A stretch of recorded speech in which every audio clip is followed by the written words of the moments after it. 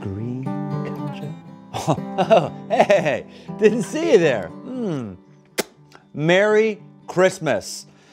We're really honored that you would come and share a bit of your holiday with us today. And Christmas is an amazing, amazing day. And hopefully it's going to be better for you because of some things we're going to do together today. Not just like together here and you, but you, whoever you're with in the room, whether you're with friends, whether you're with family, whether it's with family you don't want to be with, family you want to be with.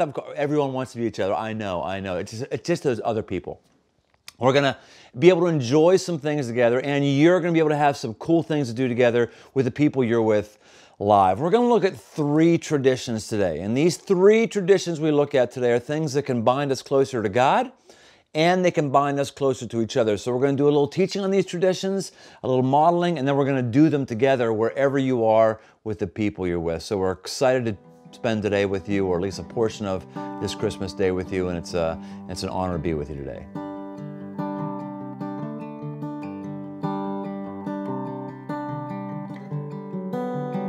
All right, so our first spiritual exercise is around gratitude, being thankful.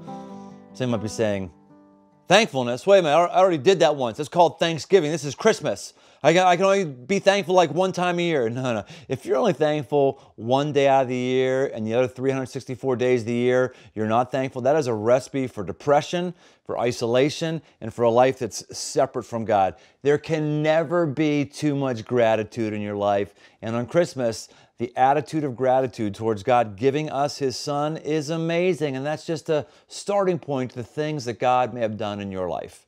One of the things we like to do in the Tome household, and that's exactly where we are right now in the Tome household, is use this very vase.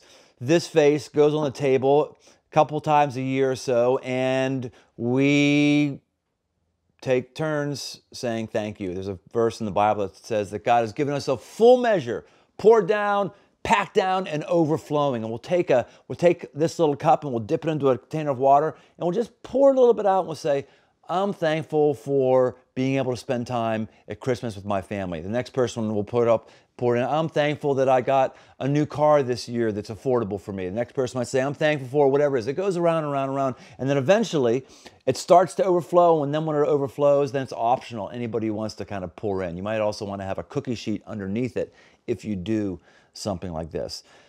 It is so important to have a heart that says, God, I'm thankful for what you're doing in my life. And whatever you might have given me under the tree, whoever you've given me in my life to be in this exercise with right now, I want to express to you that I'm thankful. It's a core quality. It's a key attribute to anybody who's trending towards God. And it's a huge way to be able to celebrate Christmas. So right now, we're going to give you 3 minutes. You'll see on the screen to go around the room and just talk about things that you're thankful for. If you decide you want to do something more intense like this later on, or that you got too many people that you can get it all in 3 minutes, fine. You can call an audible on that and do that later. We're going to give you right now 3 minutes to use your mouth to express an attitude of gratitude.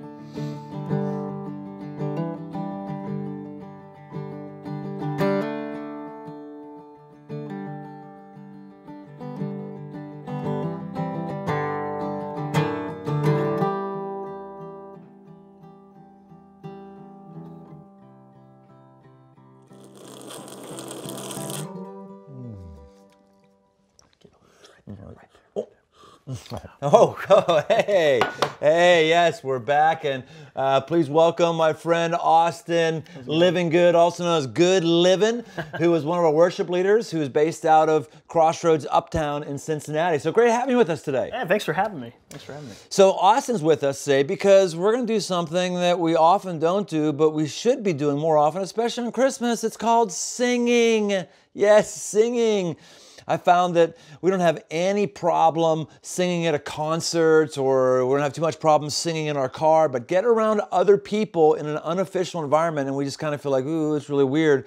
But we shouldn't, man, because singing is a profound experience, especially times like this. Why do you think that is? Well, it takes you, I think, beyond speaking something. You know, you can only take words so far. When you start singing, and it goes beyond something that you're just thinking about. It goes to your gut and it goes to your heart.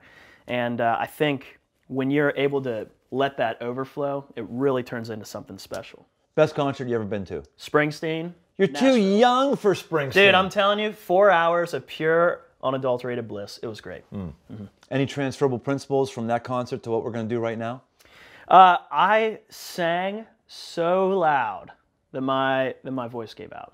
So it could be just the tiniest bit awkward in your living room, but I think you should do it anyways. Yeah, you think about, it's a great way to put it. It takes something from our mind and puts it in our heart. There is something about when we sing. As I've read more about the ancient world and ancient battles, it is incredibly common for there to be singing in the camps the night before the battle. There's something primal about it, and to sing a spiritual song that has a primal meaning to it can be a profound and great Christmas tradition. And so we're going to do that right now, and you'll have words right about here, okay? So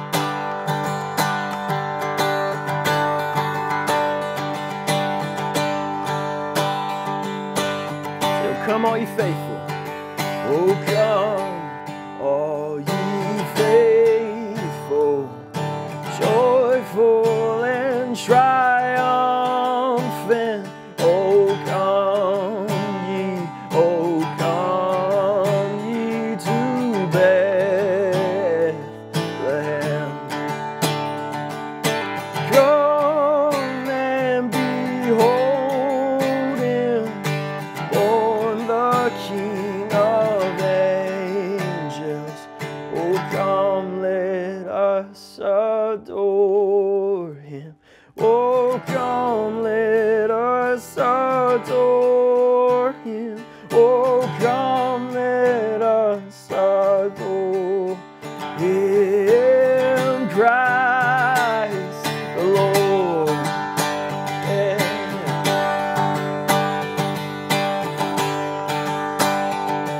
Sing the choirs of angels. Sing choirs of angels, sing in exaltation. Oh, sing all ye citizens of heaven above. Glory to God, glory in the highest. Oh, come, let us adore him. Oh, come, let us adore him. Oh, come, let us adore him, Christ the Lord. Christ the Lord. You alone are worthy. For you alone are worthy. For you alone are worthy. For you alone are worthy. Christ the Lord. There's no one else that is worthy.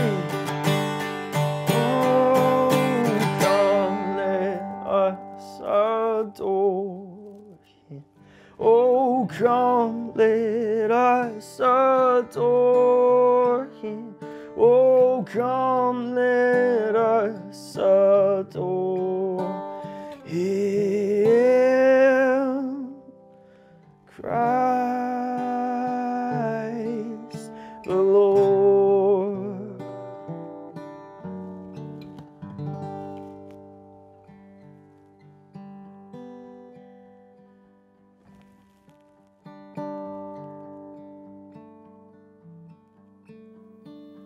Ooh. Oh, hey there. How are you? Well, today, or right now rather, we're going to go into our third tradition. We're going to actually read the Bible. Oh, did he say reading the Bible? Oh, yes, actually reading the Bible on Christmas Day. Something happened 2,000 years ago. Nobody else who's ever been born on all of the planet has had time dated after him. We're celebrating this holiday whether you're an agnostic, whether you're a strong follower of Jesus, whether you're just a curious seeker, because something happened back then. And so we're going to have the time to read it. It comes from the portion of the Bible called Luke. It's one of the 4 Gospels. There's 4 books in the Bible that are known as the biographies of Jesus, short little mini biographies of him. One is written by Luke. In chapter 2, verses 1 to 20, we see that Jesus comes into the world and some of the characters that are surrounding this miraculous event. And I want you to read right now. So go right now and find yourself an old fuddy-duddy paper Bible if you can, or grab your mobile device and check out this Bible verse online, wherever it is, and pick somebody to read it in your midst right now. There's something powerful about the Word of God being read in public. Let me say this too. If there's a dad in the room, I want to encourage you as a dad to go ahead and read this. If there's no dad in the room, awesome. If there's a dad in the room who's really freaked out about reading the Bible, okay, no pressure on you. But just let me say this. For some reason, women tend to have a more openness to things that are spiritual, and even have an attitude of aggression towards things of the spiritual, which is awesome and which is great. It is great as well when a guy has an attitude of aggression and trying to understand who his God is and grow closer to him. And I don't know a single woman that isn't turned on by that. And one of the things you can do as a dad that's an easy layup tradition for you to be a spiritual authority in your family is to, times like this, to just read the Bible. So go ahead and assign somebody right now to read that. And once you read it, everyone around the room is going to answer a question. The question is this: of the people that you just heard of in that story, which one, if you could be one of them, which one would it be? If you could be teleported back in time and inhabit their body, which one would you want to be and why? Why do they capture your imagination? What makes them think that they're a bit like you? Why would you want to be in their shoes? Now, of course, many of you might say, well, the answer is Jesus. Jesus? That's always the answer. No, we're not in Sunday school right now, so the answer isn't always Jesus. You're in your house right now. If you want to say Jesus, great. Just understand that means that you get nailed to a cross in 33 years. Maybe that's what you want to do and you want to answer that one. Whatever your answer is, just give people a glimpse into who you are and what captures your imagination by choosing which one you would want to be and why. Now we're going to turn this over to you to read this and have your interaction. And the rest of this time, the rest of the day is yours. It's yours to enjoy and yours to spiritually grow. I hope that you've gotten something today that's going to not only serve you for the rest of this day, the rest of the season, but hopefully the rest of your life and every recurring Christmas hereafter. Thanks for being with us today and have a very Merry Christmas.